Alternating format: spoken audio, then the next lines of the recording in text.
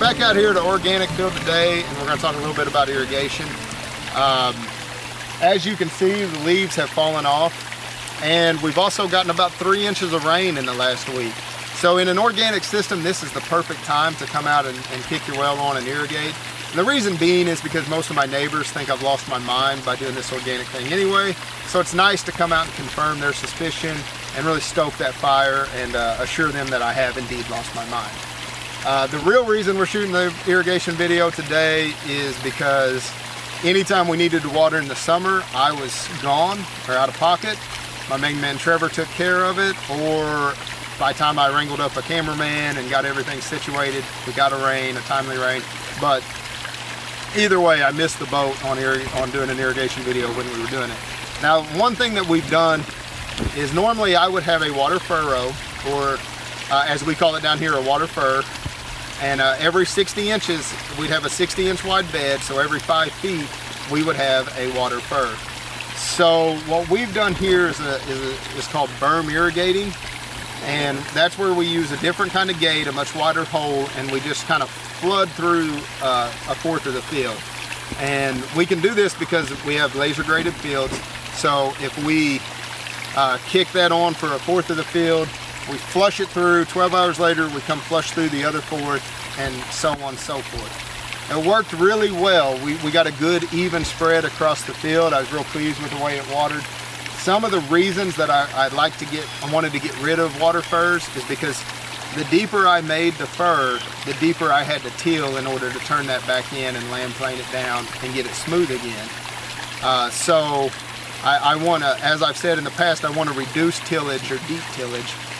And the second reason is because plows, especially the S-time plow, I've been told, and I kind of seen myself, work better on the flat.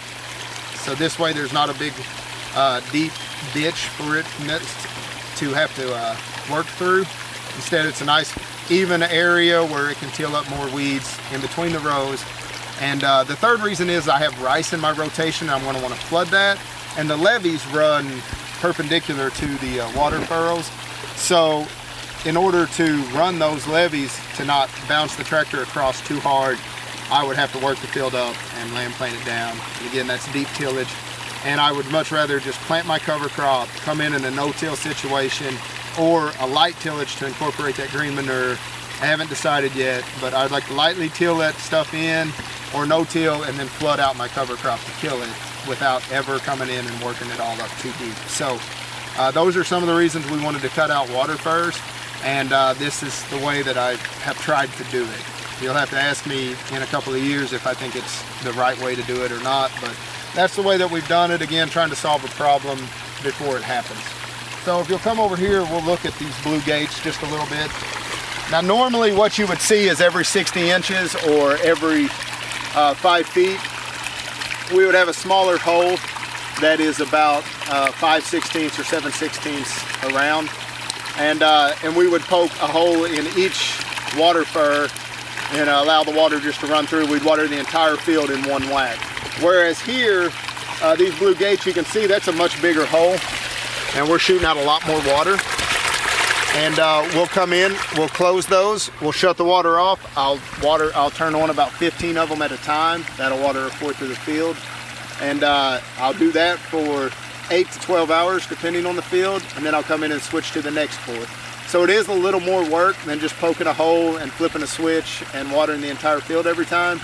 But this way I cut out water furs, and I've been very pleased with the way it works. So that's our irrigation video about a month after we finished irrigating.